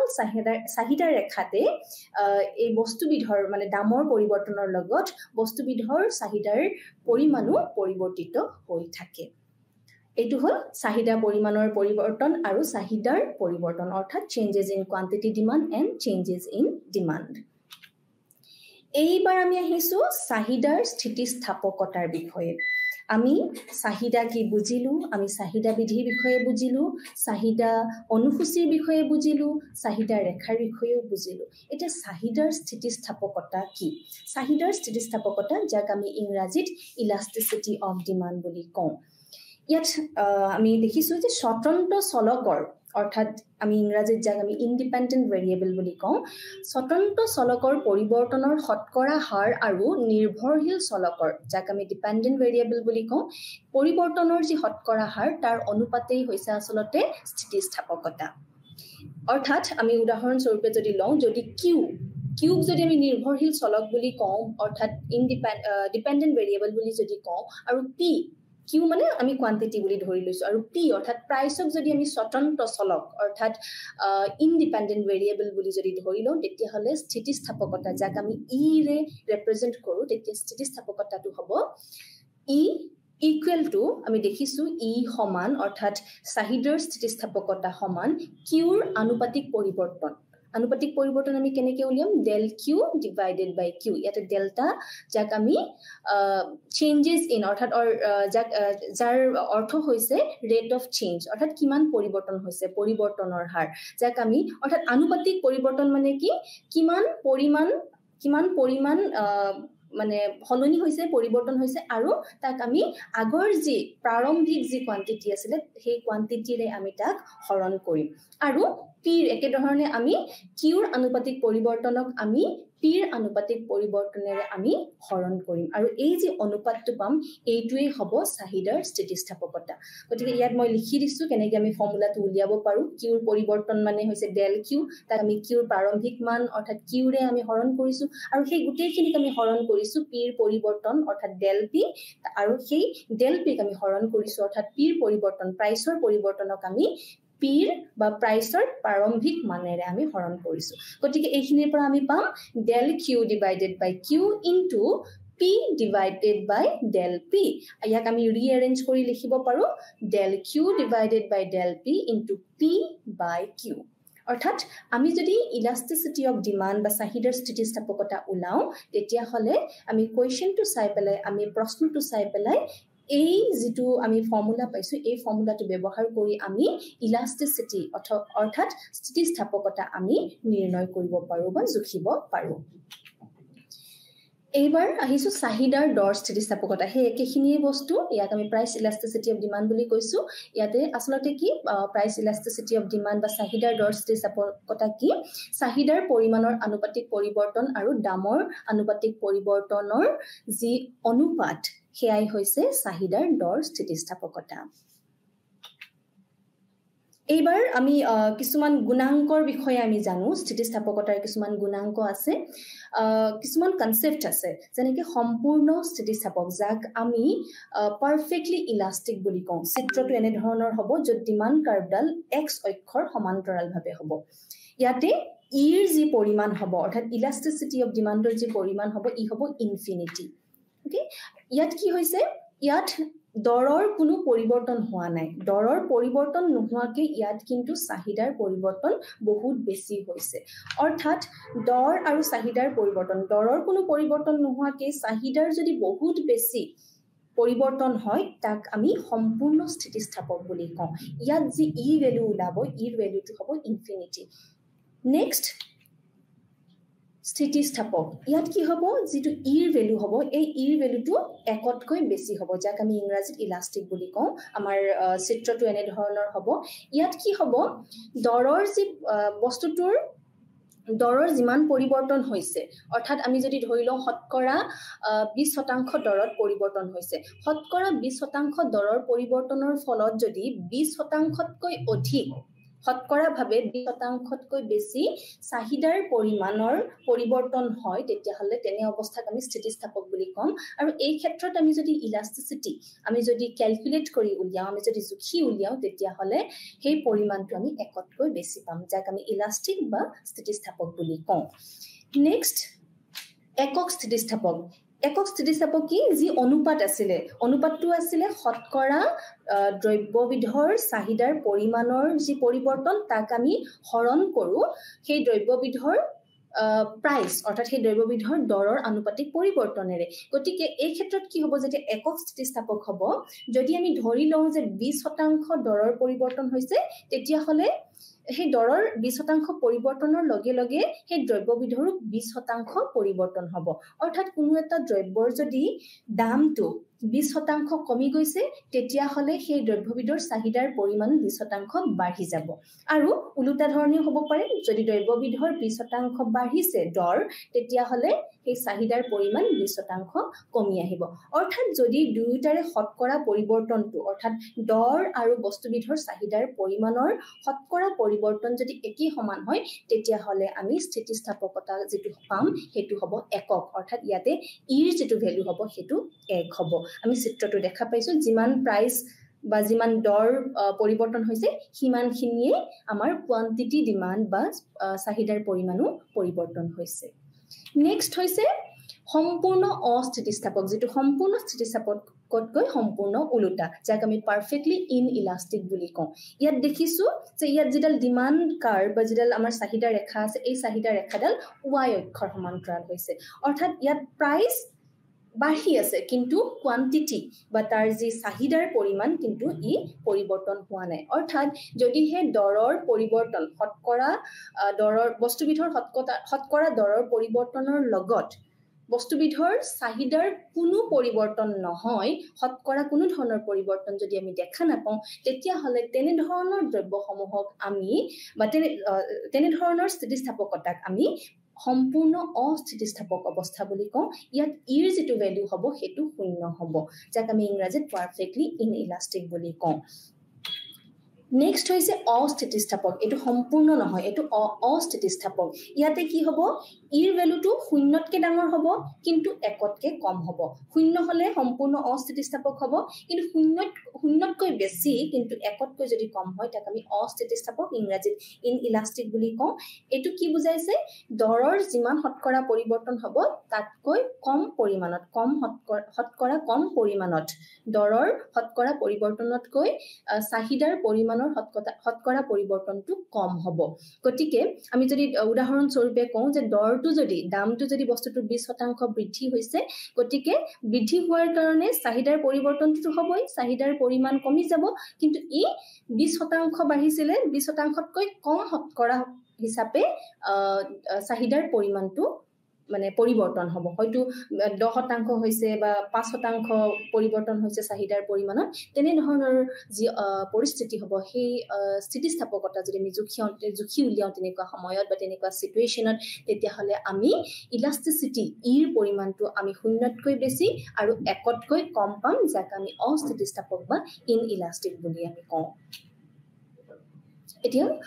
চাহিদাৰ আই স্থিতিস্থাপকতা অৰ্থাৎ ইনকাম ইলাষ্টিসিটি অফ ডিমান্ড ইয়াতে আমি কি কৰো যে চাহিদা যেটো প্ৰাইস ইলাষ্টিসিটি অফ ডিমান্ড আছিল অৰ্থাৎ চাহিদাৰ দৰ স্থিতিস্থাপকতা যেটো আছিল তাত আমি কি কৰিছিলো বস্তুবিধৰ সেই একেটা দ্ৰব্যৰে শতকৰা পৰিৱৰ্তন আমি লৈছিলো মানে পৰিমাণত চাহিদাৰ পৰিমাণত আৰু সেই একেটা দ্ৰব্যৰে দৰৰ শতকৰা পৰিৱৰ্তনটো আমি লৈছিলো আৰু সেই দুটাৰ অনুপাত আমি উলিয়াইছিলো কিন্তু আই স্থিতিস্থাপকতাৰ ক্ষেত্ৰত আমি আইটো লম ইয়াত আমি দ্ৰব্যবিধৰ দৰৰ শতকৰা পৰিৱৰ্তন আমি নলওঁ আমি কি কৰিম ইয়াতে মই ফৰ্মুলাটো লিখিয়ে দিছো আই স্থিতিস্থাপকতা কেনেকৈ উলিয়াম সেই পণ্যবিধৰ ক্ৰয়ত যি শতকৰা পৰিৱৰ্তন হৈছে তাক আমি আয়ৰ শতকৰা পৰিৱৰ্তনেৰে আমি তাক হৰণ কৰি দিম আৰু ইয়াৰ যি অনুপাত হ'ব ইয়াৰ যেটো আমি পৰিমাণ পাম ইয়াৰ যেটো আমি ভ্যালু পাম হেতু হ'ব ইনকাম ইলাষ্টিসিটি অফ ডিমান্ড বা চাহিদাৰ আই স্থিতিস্থাপকতা ইয়াতে চাহিদাৰ আই স্থিতিস্থাপকতা আমি কেনেকৈ উলিয়াব পাৰি মই ফৰ্মুলাটো দিছো ইয়াতে EI elasticity of demand is equal to del q divided by q অৰ্থাৎ দুটা মানে বস্তুবিধৰ যি মানে ক্ৰয়ত যি পৰিৱৰ্তন হৈছে তাৰ আমি অনুপাত লৈছো আৰু আমি শতকৰা হিচাপে লৈছো গতিকে আমি এখৰে ইয়াক আমি পূৰণ কৰি দিছো আৰু গোটেইখিনিক আমি আয়ৰ যি শতকৰা পৰিৱৰ্তন তাৰে আমি হৰণ কৰিছো আৰু আমি পাইছো লাষ্টত আমাৰ ফৰ্মুলাটো পাইছো change in q অৰ্থাৎ del q divided by del y into y divided by q ইয়াতে আমি ইয়াতে মানে শতকৰা চাহিদাৰ কিমান পৰিৱৰ্তন হৈছে আৰু আয়ৰ শতকৰা কিমান পৰিৱৰ্তন হৈছে এয়া যদি আমি জানো তেতিয়া হলে আমি চাহিদাৰ আই স্থিতিস্থাপকতা বা ইনকাম ইলাষ্টিসিটি অফ ডিমান্ড আমি উলিয়াব পাৰিম ঠিক তেনেকৈ আন এটা আছে চাহিদাৰ তিৰ্যক বা বিপৰীত স্থিতিস্থাপকতা যাক আমি ইংৰাজীত ক্ৰছ ইলাষ্টিসিটি অফ ডিমান্ড বুলি কওঁ এটোক আমি কেনেকৈ উলিয়াও ইয়াতে যেনেকৈ ইনকামৰ ক্ষেত্ৰত আমি ইনকাম লৈছিলো তলত আৰু আমি প্ৰাইসৰ ক্ষেত্ৰত আমি তলত প্ৰাইসৰ চেঞ্জটো লৈছিলো অৰ্থাৎ দৰৰ পৰিৱৰ্তনটো লৈছিলো দৰৰ শতকৰা পৰিৱৰ্তন লৈছিলো আৰু ইনকামৰ ক্ষেত্ৰত বা আয়ৰ ক্ষেত্ৰত আমি আয়ৰ শতকৰা পৰিৱৰ্তন লৈছিলো ইয়াত আমি কি কৰিম দুটা দ্ৰব্যৰ দামৰ শতকৰা পৰিৱৰ্তন লম প্ৰথমে লম ওপৰত আমি x দ্ৰব্যটোৰ যি চাহিদাৰ পৰিমাণৰ শতকৰা পৰিৱৰ্তন হৈছে আৰু তাক আমি হৰণ কৰিম y দ্ৰব্য যেটো আমাৰ আন এক দ্ৰব্য হ'ব সেই দ্ৰব্যৰ দামৰ শতকৰা পৰিৱৰ্তন এই দুটা দ্ৰব্যৰ এটা মুখ্য দ্ৰব্যটোৰ চাহিদাৰ পৰিমাণৰ শতকৰা পৰিৱৰ্তন আৰু আন দ্ৰব্য সম্পৰ্কিত দ্ৰব্যটোৰ বা সম্পৰ্কীয় দ্ৰব্যটোৰ দামৰ শতকৰা পৰিৱৰ্তনৰ যি অনুপাত আমি পাম তাকে আমি ক্ৰছ ইলাষ্টিচিটি অফ ডিমাণ্ড বা চাহিদাৰ তিৰ্যক বা বিপৰীত স্থিতিস্থাপকতা বুলি আমি কওঁ ইয়াত আমি কেনেকৈ উলিয়াম মই ফৰ্মুলাটো ইয়াতে লিখি দিছো change in Q divided by Q into 100 কাৰণ আমি শতকৰা পৰিৱৰ্তন লৈছো গতিকে আমি ইয়াতে এখৰে আমি ইয়াক পূৰণ কৰি দিছো তলত আমি y দ্ৰব্যৰ ইয়াতে মই qx লিখিছো q দুইটাতে del qx লিখিছো আৰু py লিখিছো py টো ৰিপ্ৰেজেন্ট কৰিছে y দ্ৰব্যটোৰ দাম আৰু qx টোৱে ৰিপ্ৰেজেন্ট কৰিছে x দ্ৰব্যটোৰ কোয়ান্টিটি ডিমান্ড অৰ্থাৎ চাহিদাৰ পৰিমাণটো ইয়াতে বুজাইছে গতিকে ওপৰত আমি x দ্ৰব্যৰ চাহিদাৰ পৰিমাণৰ শতকৰা পৰিৱৰ্তন লৈছো আৰু তলত আমি লৈছো y দ্ৰব্যৰ দৰৰ শতকৰা পৰিৱৰ্তন বা দামৰ শতকৰা পৰিৱৰ্তন আৰু আমি লাষ্টত আমি ফৰ্মুলাটো পাইছো change in qx divided by change in py into py divided by qx গতিকে মনত ৰাখিব যে ক্ৰছ ইলাষ্টিচিটি অফ ডিমান্ড হলে আমি দুটা দ্ৰব্য আমি সামৰি লওঁ ইয়াতে প্ৰথমটো হৈছে মুখ্য দ্ৰব্যৰ চাহিদাৰ পৰিৱৰ্তনটো আমি লওঁ অৰ্থাৎ যেটো চাহিদাৰ পৰিমাণৰ যেটো পৰিৱৰ্তন হৈছে হেয়াৰ আমি শতকৰা পৰিৱৰ্তনটো লওঁ আৰু আন দ্ৰব্যটোৰ আমি দামৰ শতকৰা পৰিৱৰ্তনটো লওঁ আৰু ইনকামৰ ক্ষেত্ৰত আমি ইনকাম লওঁ আৰু যেটো আমাৰ সিম্পলি যেটো আমি প্ৰাইস ইলাষ্টিচিটি অফ ডিমান্ড অৰ্থাৎ দৰ স্থিতিস্থাপকতা চাহিদাৰ দৰ স্থিতিস্থাপকতাৰ ক্ষেত্ৰত আমি একেটা দ্ৰব্যৰ শতকৰা মানে চাহিদাৰ পৰিমাণৰ পৰিৱৰ্তন আৰু শতকৰা দামৰ পৰিৱৰ্তনেৰে আমি তাক বা এই দুটা বস্তুৰ আমি অনুপাতটো লওঁ নেক্সট চাহিদাৰ স্থিতিস্থাপকতাৰ জোখ অৰ্থাৎ measurement of elasticity of demand আমি কেনেকুৱাকে আমি স্থিতিস্থাপকতা আমি জুখিব পাৰো কেনেকৈ আমি মেজাৰ কৰিব পাৰো প্ৰথমটো হৈছে বিন্দু পদ্ধতি ইয়াক আমি পইণ্ট ইলাষ্টিচিটি অফ ডিমান্ড বুলি কওঁ ইয়াতে কি কৰা হয় চাহিদাৰ যেটা ৰেখাডাল থাকে এই ৰেখাডাল যদি সৰল হয় তেতিয়া হলে ইয়াৰ যিকোনো বিন্দুত আমি কি কৰিব পাৰো দৰ স্থিতিস্থাপকতা আমি নিৰ্ণয় কৰিব পাৰো আৰু নিৰ্ণয় কৰিবৰ কাৰণে আমি এটা ফৰ্মুলা ব্যৱহাৰ কৰো সেই ফৰ্মুলাটো হৈছে সেই বিন্দুটোৰ যেটো বিন্দুত আমি চাহিদা স্থিতিস্থাপকতা জুখিব উলিয়াইছো সেই বিন্দুটোৰ তলৰ যি অংশ আৰু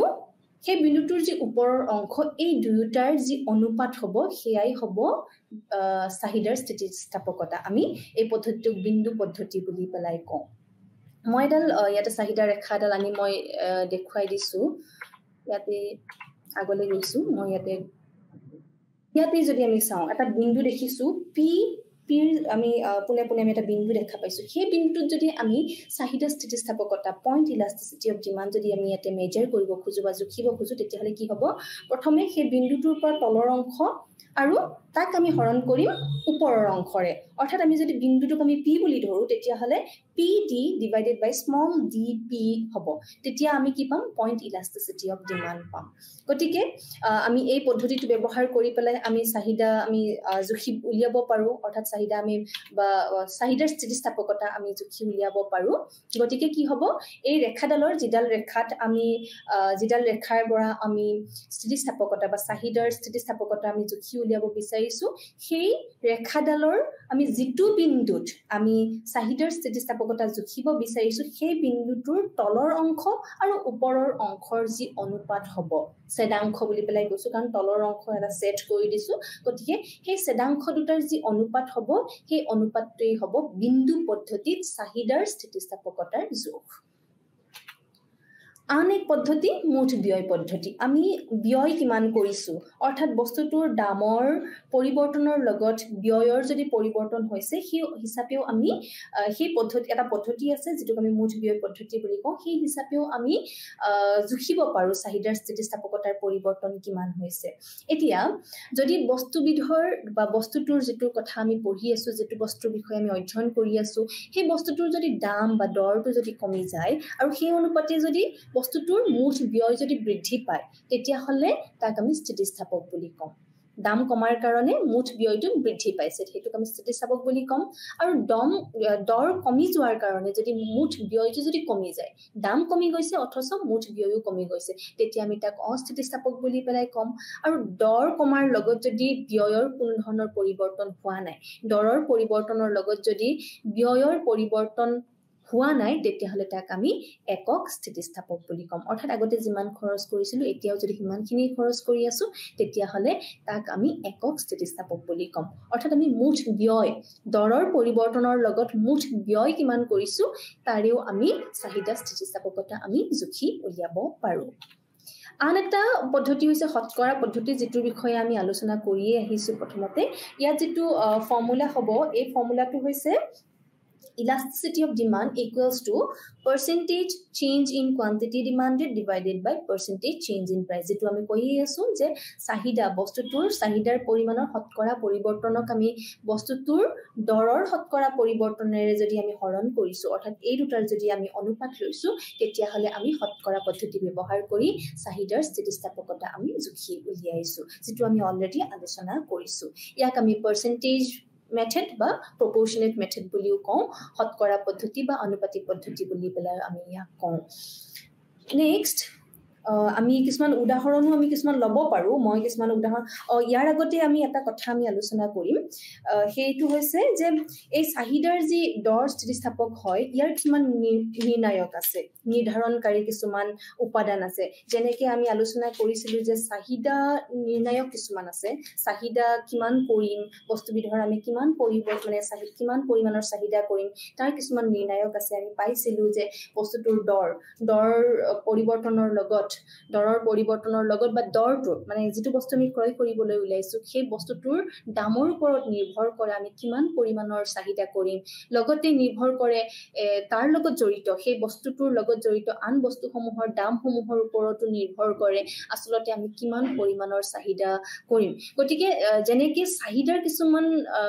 নিৰ্ণায়ক কিছুমান আছে বা নিৰ্ধাৰণকাৰী আছে ঠিক তেনেকুৱাকে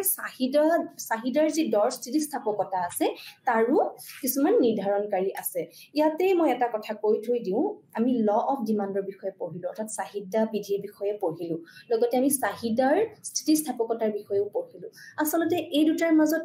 কি পাৰ্থক্যটো মই কৈ দিছো আমি আলোচনা কৰিছো যদিও মই আকৌ এবাৰ ক'ব বিচাৰিছো যে চাহিদা বিধিয়ে কি বুজায় চাহিদা বিধিয়ে বুজায় বস্তু একোটাৰ দৰ আৰু সেই বস্তুটোৰ চাহিদাৰ পৰিমাণৰ মাজত যি পৰোক্ষ সম্পৰ্ক আছে যি এক বিপৰীতমুখী সম্পৰ্ক আছে সেই সম্পৰ্কটোকে বুজায় অৰ্থাৎ যেনেকৈ মই কৈছিলো যে প্ৰাইস যদি বাঢ়ি যায় তেতিয়াহলে কোৱান্টিটি ডিমান্ড অৰ্থাৎ সেই বস্তুটোৰ চাহিদাৰ পৰিমাণ কমি যাব আৰু যদি প্ৰাইস কমি গৈছে তেতিয়াহলে চাহিদাৰ পৰিমাণটো বাঢ়ি যাব এটো সাধাৰণ দ্ৰব্যৰ ক্ষেত্ৰত সকলো সাধাৰণ দ্ৰব্যৰ ক্ষেত্ৰতে প্ৰযোজ্য আমি সকলোৱে এনেকুৱা ধৰণৰ পৰিস্থিতি আমি সন্মুখীন হৈছোই বস্তুটোৰ দাম কমিলে আমি অলপ বেছিকে ক্ৰয় কৰো আৰু বস্তুটোৰ যদি দাম বাঢ়ি যায় তেতিয়াহলে আমি কমকে ক্ৰয় কৰো কাৰণ আমাৰ পাৰচেজিং পাৱাৰৰ ওপৰতো নিৰ্ভৰ কৰে আমাৰ লগত ক্ৰয় ক্ষমতা আছে নে নাই তাৰ ওপৰতো নিৰ্ভৰ কৰে আমি কিমান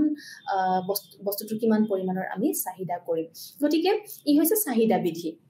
এতিয়া আমি ইয়াৰ পৰা গম পালো যে বস্তুটোৰ যদি দামৰ পৰিৱৰ্তন হয় বস্তুটোৰ চাহিদাৰ পৰিমাণৰ পৰিৱৰ্তন হয় আৰু এক বিপৰীতমুখীভাৱে ইয়াৰ পৰিৱৰ্তন হয় প্ৰাইস বাঢ়িলে কোৱান্টিটি ডিমান্ড কমিব অৰ্থাৎ চাহিদা কমিব আৰু প্ৰাইস কমিলে বস্তুটোৰ চাহিদাৰ পৰিমাণ বৃদ্ধি পাব এটা আমি গম পালো কিন্তু প্ৰাইস বঢ়াৰ ফলত এই যে চাহিদা কমিলে চাহিদাৰ পৰিমাণ যে কমিলে কিমান কমিলে প্ৰাইস কমাৰ ফলত চাহিদাৰ যে বৃদ্ধি হ'ল চাহিদাৰ যে পৰিমাণ বৃদ্ধি হ'ল কিমান বৃদ্ধি হ'ল এইটো আমি উলিয়াব পাৰো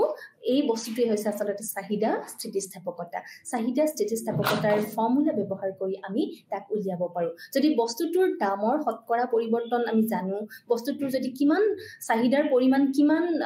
মানে পৰিৱৰ্তন হৈছে তাক আমি যদি জানো তেতিয়াহলে আমি কিমানখিনি চাহিদাৰ স্থিতিস্থাপকতা কিমান হৈছে আমি জুখি উলিয়াব পাৰো গতিকে ল অফ ডিমাণ্ডে কয় সিহঁতৰ মাজত থকা বিপৰীতমুখী সম্পৰ্কটো অৰ্থাৎ দৰ আৰু বস্তুটোৰ চাহিদাৰ পৰিমাণৰ মাজত থকা বিপৰীতমুখী সম্পৰ্কটো বুজায় আৰু এই যে প্ৰাইসটো বঢ়াৰ কাৰণে দৰটো বঢ়াৰ কাৰণে বা দৰটো কমাৰ কাৰণে অৰ্থাৎ দৰ পৰিৱৰ্তন হোৱাৰ কাৰণে চাহিদাৰ যি বিপৰীতমুখী বা পৰোক্ষভাৱে যি পৰিৱৰ্তন হৈছে এটো কিমান পৰিমাণৰ হৈছে সেইটো আমি চাহিদা স্থিতিস্থাপকতাৰ পৰা আমি জানিব পাৰো গতিকে এইখিনিতে মই এই দুটা কনসেপ্ট এই দুটা ধাৰণাৰ যেটো মানে মই ক্লাৰিফিকেশন মই কৰিব বিচাৰিছিলো এবাৰ আমি জানিম চাহিদাৰ দৰ স্থিতিস্থাপকতা নিৰ্ধাৰণকাৰী কিছুমান উপাদানৰ বিষয়ে এতিয়া যদি অত্যাৱশ্যকীয় যদি বস্তু হয় তেতিয়াহলে কি হ'ব বস্তুটো খুবেই প্ৰয়োজনীয় যদি হয় তেতিয়াহলে অত্যাৱশ্যকীয় বা অতি প্ৰয়োজনীয় বস্তুৰ চাহিদা সাধাৰণতে দৰ অস্থিতিস্থাপক হয় আৰু যিবিলাক বিলাস সামগ্ৰী আছে সেইবিলাক কিন্তু চাহিদা দৰ স্থিতিস্থাপক হয় অৰ্থাৎ অত্যাৱশ্যকীয় সামগ্ৰীবিলাক যিবিলাক বস্তু আমাৰ মানে আটাইতকৈ প্ৰয়োজনীয় যিবিলাক বস্তু আমাৰ অত্যাধিক প্ৰয়োজন আছে তেনে ধৰণৰ বস্তুৰ কিন্তু চাহিদাৰ দৰ অস্থিতিস্থাপক হয় অৰ্থাৎ ইনইলাষ্টিক হয় কিয় হয় ইনইলাষ্টিক মানে আমি জানো যে প্ৰাইস যিমান চেঞ্জ হৈছে প্ৰাইস যিমান পৰিৱৰ্তন হৈছে দৰৰ যিমান পৰিৱৰ্তন হৈছে সেই অনুপাতে বস্তুটোৰ চাহিদাৰ পৰিমাণ কিন্তু কমকে পৰিৱৰ্তন হৈছে কিয় হয় কাৰণ অত্যাধিক প্ৰয়োজনীয় সামগ্ৰীবিলাক আমি দাম বাঢ়িলেও আৰু দাম কমিলেও সিমানখিনি ক্ৰয় কৰোঁ উদাহৰণস্বৰূপে আমি ব্যৱহাৰ কৰা এনেকুৱা অত্যাধিক প্ৰয়োজনীয় বহুত বস্তু আছে মই নিমখৰ কথা কৈছো নিমখৰ দাম 20 টকা যদি কেজি তেতিয়াহলে যদি আমি এমাহত 1 কেজি নিমখ কিনিছো যদি কাইলৈ গৈ বস্তুটোৰ দাম কমি গৈ 20 টকাৰ পৰা কমি গৈ 5 টকা হয় তেতিয়াহলে কিন্তু আমি বস্তুটোৰ মানে চাহিদা আমি কিন্তু বহুত বেছি বঢ়াই নিদিওঁ কাৰণ আমি জানো এটো আমাৰ অত্যাধিক প্ৰয়োজনীয় গতিকে এনেকুৱা দ্ৰব্যৰ ক্ষেত্ৰত চাহিদা মানে চাহিদাৰ যি দৰ হয় ই অস্থিতিস্থাপক হয় অৰ্থাৎ এটো মনত ৰাখিব লাগিব যে অত্যাৱশ্যকীয় সামগ্ৰী হলে চাহিদাৰ দৰ অস্থিতিস্থাপক হয় আৰু বিলাস সামগ্ৰী যিবিলাক বিলাসিতাৰ যিবিলাক মানে সামগ্ৰী আছে বিলাস সামগ্ৰী যিবিলাক আছে সেইবিলাকৰ কিন্তু চাহিদা দৰ স্থিতিস্থাপক হয় অৰ্থাৎ সেই বস্তুবিলাকৰ অকনমান দৰৰ অকনমান পৰিৱৰ্তনৰ ফলত চাহিদাৰ পৰিৱৰ্তন বহুত বেছি হ'ব পাৰে গাড়ীৰ কথা আমি ক'ব পাৰো আমি ব্যৱহাৰ কৰা গাড়ীবিলাকৰ কথা গাড়ীৰ দাম যদি অকনমান কমি যায় সেই মানুহৰ কিন্তু মানুহে কিন্তু মানে বহুত মানুহে কিন্তু গাড়ী ক্ৰয় কৰিবলৈ ওলাই আহিব আৰু গাড়ীৰ দাম যদি অলপ বৃদ্ধি হয় তেতিয়াহলে বহুত মানুহে হয়তো গাড়ী কমকে ক্ৰয় কৰিব গতিকে আমি গম পালো যে বিলাসী দ্ৰব্যবিলাকৰ ক্ষেত্ৰত চাহিদা দৰ স্থিতিস্থাপক হয় অৰ্থাৎ দৰৰ পৰিৱৰ্তনৰ লগত চাহিদাৰ যি পৰিৱৰ্তন বহুত বেছি হয় শতকৰাভাৱে বহুত বেছি হয় আৰু যিবিলাক আমাৰ অত্যাধিক মানে প্ৰয়োজনীয় বস্তু আছে তেনেকুৱা ধৰণৰ দ্ৰব্যবিলাকৰ ক্ষেত্ৰত চাহিদা অস্থিতিস্থাপক হয় প্ৰাইসটো বাঢ়িলেও বা কমিলেও চাহিদাৰ পৰিৱৰ্তন কিন্তু বহুত বেছি নহয় অলপ হ'ব পাৰে কিন্তু শতকৰাভাৱে আমি চাবলৈ গ'লে দৰৰ পৰিৱৰ্তনতকৈ চাহিদাৰ পৰিমাণৰ পৰিৱৰ্তনটো কম হ'ব ঠিক তেনেকুৱাকে সস্তা বস্তুৰ চাহিদাৰ দৰ স্থিতিস্থাপকতা কম আৰু দামী বস্তুৰ বেছি হয় অৰ্থাৎ যেনেকৈ আমি ক'লো যে যিবিলাক কম দামী বস্তু আছে সস্তীয়া যিবিলাক বস্তু আছে সেইবিলাকৰ যি দৰ স্থিতিস্থাপকতা সেইটো তোমাৰ আপোনাৰ কম হয় আৰু যিবিলাক দামী বস্তু থাকে সেইবিলাকৰ কিন্তু বেছি হয় কাৰণ দামী বস্তুৰ দাম যদি হ্ৰাস বা বৃদ্ধি হয় সেই অনুপাত কম হলেও যেটো দামৰ যে হ্ৰাস বা বৃদ্ধিৰ পৰিমাণ হ'ব সেয়া যথেষ্ট হ'ব আৰু সস্তীয়া বস্তুৰ ক্ষেত্ৰত মানে কি হয় সস্তীয়া বস্তুৰ দামৰ পৰিৱৰ্তনৰ অনুপাত বেছি হলেও কিন্তু মুঠ দামৰ পৰিৱৰ্তন সামান্য হয় গতিকে সস্তা বস্তুৰ আমি মনত ৰাখিব লাগিব সস্তীয়া বস্তুৰ ক্ষেত্ৰত বা সস্তা বস্তুৰ চাহিদাৰ যি দৰ স্থিতিস্থাপকতা ই কম হয় অৰ্থাৎ অস্থিতিস্থাপক আৰু দামী বস্তুৰ ক্ষেত্ৰত বেছি হয় গতিকে ই স্থিতিস্থাপক ঠিক তেনেকৈ যিবিলাক বস্তুৰ প্ৰতিকল্প দ্ৰব্য আছে অৰ্থাৎ এই যে চাহ আৰু মই কফিৰ উদাহৰণ দিছিলো ই এক প্ৰতিকল্প দ্ৰব্য এটাৰ ঠাইত আমি আনটো ব্যৱহাৰ কৰিব পাৰো গতিকে যিবিলাক বস্তুৰ প্ৰতিকল্প দ্ৰব্য থাকে বা আছে সেইবিলাক বস্তুৰ চাহিদা সাধাৰণতে দৰ স্থিতিস্থাপক হয় কাৰণ বস্তুটোৰ দাম কমিলেও বা বাঢ়িলেও আমি আন সামগ্ৰীবিলাক পাই যাওঁ গতিকে ই দৰ স্থিতিস্থাপক হয় কিন্তু যিবিলাকৰ প্ৰতিকল্প দ্ৰব্য নাথাকিলে দামটো বৃদ্ধি হলেও কমিলেও আমি সেই বস্তুটোৱে ক্ৰয় কৰিব লাগিব গতিকে সেইবিলাক দ্ৰব্যৰ চাহিদা দৰ অস্থিতিস্থাপক হয় ইনইলাষ্টিক হয় কাৰণ এনেকুৱা দ্ৰব্যৰ প্ৰতিকল্প দ্ৰব্যসমূহ আমি বিচাৰি নাপাওঁ যাৰ কাৰণে আমি সেই দ্ৰব্যটোকে আমি ক্ৰয় কৰিবলগীয়া হয় ঠিক তেনেকুৱাকে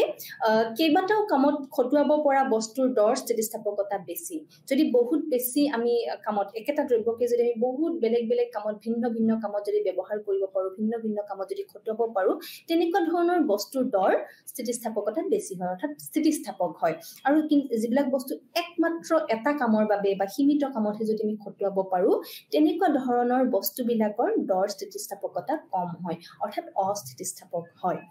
ঠিক তেনেকুৱাকে যিবিলাক বস্তু ব্যৱহাৰ স্থগিত ৰাখিব পাৰি সেইবিলাক চাহিদাৰ দৰ স্থিতিস্থাপকতা বেছি হয় আমি যদি আজি ব্যৱহাৰ নকৰিলেও কাইলৈ কৰিলেও হ'ব বা অহা 5 দিনত কৰিলেও হ'ব এমাহৰ পিছত কৰিলেও হ'ব সো তেনেকুৱা ধৰণৰ দ্ৰব্যবিলাকৰ স্থিতিস্থাপকতা বা দৰ স্থিতিস্থাপকতা বেছি হয় কাৰণ তাক আমি ৰখাই থৈ দিব পাৰো আমি স্থগিত কৰি ৰাখিব পাৰো কিন্তু কোনো এটা বস্তু যদি আমাক প্ৰয়োজন মানে আমি যদি ল'বই লাগে তাক যদি আমি স্থগিত কৰি ৰাখিব নোৱাৰো তেতিয়া হলে সেই বস্তুটো আমি কিনিবই লাগিব সেই বস্তুটো আমি ডিমান্ড কৰিবই লাগিব গতিকে তেনেকুৱা ধৰণৰ দ্ৰব্যৰ ক্ষেত্ৰত দৰ স্থিতিস্থাপকতা কম হয় অৰ্থাৎ ইনইলাষ্টিক হয় আমি ক্ৰয় কৰিবলগীয়া হয় আৰু যিবিলাক বস্তুৰ ক্ৰয়ত মুঠ আয়ৰ ক্ষুদ্ৰ অংশহে খৰচ কৰা হয় সেইবিলাক বস্তুৰ চাহিদাৰ দৰ স্থিতিস্থাপকতা কম অৰ্থাৎ যিবিলাক বস্তু আমি কিনোতে যিবিলাক বস্তু ক্ৰয় কৰোতে আমাৰ উপাৰ্জনৰ খুব কম অংশহে আমি যদি খৰচ কৰো তেনেকুৱা ধৰণৰ দ্ৰব্যবিলাকৰ ক্ষেত্ৰত যেটো চাহিদাৰ দৰ স্থিতিস্থাপকতা ই কম হয় আৰু যিবিলাক বস্তুৰ আমি ক্ৰয় কৰাত বেছি অংশ খৰচ কৰো সেইবিলাকৰ ক্ষেত্ৰত চাহিদা স্থিতিস্থাপকতা বেছি হয় যেনেকৈ গাড়ী এখন আমি যেতিয়া ক্ৰয় নকৰো আমাৰ উপাৰ্জনৰ বেছিখিনি অংশ আমি তাতে দিবলগীয়া হয় গতিকে এই ক্ষেত্ৰত যি দৰ স্থিতিস্থাপকতা বহুত বেছি হ'ব ঠিক তেনেকুৱাকৈ যিবিলাক পৰিপূৰক দ্ৰব্যৰ চাহিদা সেইবিলাকৰ দৰ স্থিতিস্থাপকতা কম আৰু এনে বস্তুবিলাক অকলে ব্যৱহাৰ কৰিব নোৱাৰি ঠিক আছে গতিকে যিবিলাক পৰিপূৰক দ্ৰব্য আছে কমপ্লিমেন্টাৰী গুডছ যাক আমি যুটীয়াভাৱে ব্যৱহাৰ কৰো গাড়ী আৰু পেট্ৰল বা ডিজেলৰ কথা যদি আমি কওঁ গতিকে এনে ধৰণৰ দ্ৰব্যৰ চাহিদাৰ দৰ স্থিতিস্থাপকতা কম হয় ইনইলাষ্টিক কাৰণ এনে ধৰণৰ বস্তুবিলাক আমি অকলে ব্যৱহাৰ কৰিব নোৱাৰি আমি অকল পেট্ৰল কিনিলেই নহব যদি গাড়ী নাথাকে আৰু যদি গাড়ীখন থাকে পেট্ৰল নিকিনিলেও নহব বা ডিজেল নিকিনিলেও নহব আমি যি ব্যৱহাৰ নকৰো কিয় গতিকে এই দুবিধৰ কোনো এবিধৰ দাম যদি সামান্য হ্ৰাস বা বৃদ্ধি হয় বা পৰিৱৰ্তন হয় তেতিয়াহলে আৰু মুঠ খৰচৰ বিশেষ হ্ৰাস বা বৃদ্ধি নকৰে আৰু ঠিক তেনেকৈ সেই কাৰণে তাৰ চাহিদাৰ পৰিমাণো বৰ বেছিকৈ নাবাঢ়ে যেনেকৈ কলমৰ দাম একে থাকি চিয়াহীৰ দাম কমিলে চিয়াহীৰ চাহিদা বৰ বেছি বৃদ্ধি বা হ্ৰাস নাপায় এতিয়া কলমৰ দাম যদি একেই থাকে যেটো আমি পেন ব্যৱহাৰ কৰো যেটো আমি কলম ব্যৱহাৰ কৰো সেই দামটো যদি একেই থাকে কিন্তু চিয়াহী তাত যেটো আমি ৰিফিল আমি লগাও সেই ৰিফিলৰ যদি দাম কমিও যায় তেতিয়া হলে আমি ৰিফিল বহুত বেছি নিকিনো কাৰণ অকল ৰিফিলডালেৰে আমি লিখিব নোৱাৰো এতিয়া এনেকুৱা নহয় যে ৰিফিলৰ দাম কমিছে কাৰণে আমি এসোপা ৰিফিল কিনি থৈ দিম তেনেকুৱা নহয় কাৰণ ৰিফিলৰ লগত আমাক কলমটোৰ প্ৰয়োজন হয় কিন্তু কলমৰ দাম কমা নাই কলমৰ দাম একেই আছে গতিকে যুটীয়াভাৱে ব্যৱহাৰ কৰা বা পৰিপূৰক দ্ৰব্যসমূহৰ ক্ষেত্ৰত চাহিদাৰ দৰ স্থিতিস্থাপকতা কম হয় আমি বেছি ক্ৰয় নকৰো বস্তু এটা বস্তুৰ মানে সেই দুটা বস্তুৰ এটাৰ দাম কমি গলে এটাৰ দাম একে থাকিলে আমি কমি যোৱা মানে দাম কমি যোৱা দ্ৰব্যবিধ আমি বেছিকৈ ক্ৰয় নকৰো কাৰণ আমি তাক যুটীয়াভাৱে ব্যৱহাৰ কৰিব লাগে ঠিক তেনেকুৱাকৈ যিবিলাক বস্তু দীৰ্ঘকাল ব্যৱহাৰ উপযোগী আমি দীৰ্ঘ দিনৰ কাৰণে ব্যৱহাৰ কৰিব পাৰো যেনে ধৰক মটৰ গাড়ীৰ কথা কওঁ আমি সাইকেলৰ কথা যদি কওঁ সেইবোৰৰ চাহিদা ক্ষণস্থায়ী বস্তুতকৈ যেনে আমাৰ মাছ মাংসৰ কথা আমি ক'ব পাৰো তাতকৈ বেছি স্থিতিস্থাপক হয় অৰ্থাৎ দীৰ্ঘকাল ব্যৱহাৰ কৰিব পৰা বস্তুবিলাকৰ চাহিদা ক্ষণস্থায়ী বস্তুতকৈ বহুত বেছি হয় বহুত বেছি স্থিতিস্থাপক হয় গতিকে এইবিলাক হৈছে চাহিদাৰ দৰ স্থিতিস্থাপকতা নিৰ্ধাৰণকাৰী কিছুমান উপাদান যিবিলাকে আমি কিমান চাহিদা কৰিম বস্তুবিধৰ চাহিদাৰ কেনে ধৰণৰ পৰিৱৰ্তন হ'ব দৰৰ পৰিৱৰ্তনৰ লগত ই নিৰ্ণয় কৰে গতিকে আজি আমি আলোচনা কৰিলো চাহিদাৰ কথা চাহিদাৰ লগত জড়িত বিভিন্ন ধাৰণা প্ৰথম ধাৰণাটো হৈছে চাহিদা বিধি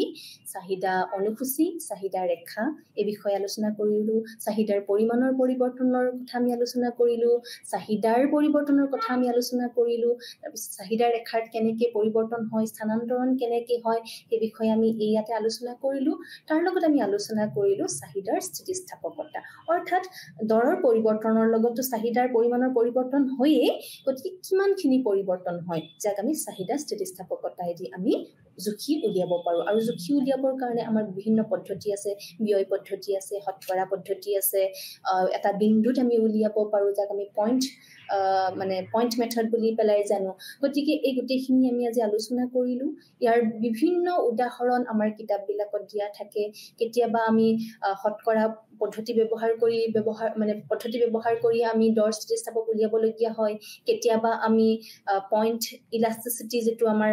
ফৰ্মুলা আছে সেইটো ব্যৱহাৰ কৰি উলিয়াবলগীয়া হয় কেতিয়াবা আমি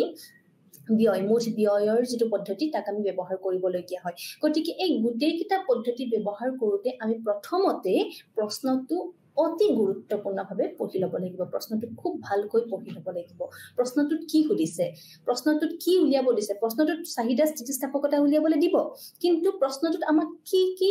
আমাক তথ্য দিয়া আছে যদি বস্তুটোৰ দামৰ শতকৰা পৰিৱৰ্তন দিয়া আছে আৰু বস্তুটোৰ যদি পৰিমাণ চাহিদাৰ পৰিমাণখিনি যদি আমাক দিয়া আছে দুটা সময়ত তেতিয়া হলে আমি শতকৰা যি আমাৰ পদ্ধতি আছে সেয়া ব্যৱহাৰ কৰিব পাৰো যদি দামৰ লগতে বস্তুটোৰ খৰচ মুঠ ব্যয় কিমান হৈছে সেয়া দিয়া আছে তেতিয়া হলে আমি মুঠ ব্যয় পদ্ধতি ব্যৱহাৰ কৰিম আৰু যদি চিত্ৰৰ সহায়ত যদি উপস্থাপন কৰিবলৈ দিছে তেতিয়া হলে আমি পইণ্ট ইলাষ্টিচিটি যেটো পদ্ধতি আছে যেটো মেথড আছে সেইটো আমি ব্যৱহাৰ কৰিব পাৰো গতিকে এনে ধৰণৰ যেতিয়া আমি প্ৰশ্নসমূহ যেতিয়া আমি সন্মুখীন হয় এনে ধৰণৰ প্ৰশ্নবিলাক যেতিয়া আমি পাওঁ প্ৰথমতে আমি প্ৰশ্নটো ভালকৈ পঢ়ি প্ৰশ্নটোত দিয়া তথ্যসমূহ আমি ভালকৈ বুজি ল'ব লাগিব তাৰ পিছত আমি কোনটো পদ্ধতি ব্যৱহাৰ কৰিম সেই পদ্ধতিটো আমি জানি ল'ব লাগিব গতিকে এই গোটেই কেইটা পদ্ধতি অতি ভালকৈ জনা উচিত অতি ভালকৈ পঢ়ি লোৱা উচিত লগতে এই যিবিলাক গুণাংক বিলাকৰ অৰ্থাৎ ইনইলাষ্টিক মানে কি অৰ্থাৎ অস্থিতিস্থাপক মানে কি তেতিয়া দৰৰ পৰিৱৰ্তনৰ লগত চাহিদাৰ পৰিমাণৰ পৰিৱৰ্তন কেনেকুৱা ধৰণৰ হয় যদি দৰৰ পৰিৱৰ্তন যিমান হৈছে শতকৰা যিমান হৈছে তাতকৈ যদি বেছি হয় তেতিয়া হলে তাক আমি কি কওঁ তাক আমি স্থিতিস্থাপক বুলি পেলাই কওঁ আৰু দৰৰ পৰিৱৰ্তন যিমান শতকৰা হবে যিমান হৈছে তাতকৈ যদি কম হয় অস্থিতিস্থাপক বুলি পেলাই কওঁ ইয়াতে মই পৰিৱৰ্তনৰ কথাহে কৈছো ইয়াতে আমি জাস্ট পৰিৱৰ্তনটোৰ কথা কৈছো আমি দৰ বৃদ্ধি পাইছে নে কমিছে সেই বিষয়ে আমি আলোচনা কৰা নাই ইয়াতে আমি অকল পৰিৱৰ্তনখিনিহে লওঁ দৰৰ শতকৰা পৰিৱৰ্তন লওঁ আৰু বস্তুবিধৰ চাহিদাৰ শতকৰা পৰিৱৰ্তন বা আয়ৰ শতকৰা পৰিৱৰ্তন বা আন দ্ৰব্যবিধৰ দৰৰ শতকৰা পৰিৱৰ্তন আমি লওঁ গতিকে বহুত মানুহৰ এইখিনিত ডাউট থাকি যায় আচলতে ইলাষ্টিচিটি অফ ডিমাণ্ডটো কি হয় বহুতে বুজি নাপায় কাৰণ ইয়াতে আমি পৰিৱৰ্তন আমি দুই ধৰণে ল'ব পাৰো দামটো বৃদ্ধিও পাব পাৰে দামটো কমিবও পাৰে কিন্তু তেতিয়া আমি মনত ৰাখিব লাগিব চাহিদা বিধিটো যদি দাম বাঢ়িছে তাৰ মানে চাহিদা কমিব আৰু যদি দাম কমিছে তেতিয়াহলে চাহিদা বৃদ্ধি পাব এই বস্তুটো আমি মনত ৰাখিব লাগিব বহুতৰ কনফিউজন হয় মই বহুত ষ্টুডেন্টছ তেনেকা পাইছো ইলাষ্টিচিটি অফ ডিমাণ্ডটো বুজিবলৈ তেওঁলোকে অসুবিধা পায় কিছু ঠিক আছে ওকে ধন্যবাদ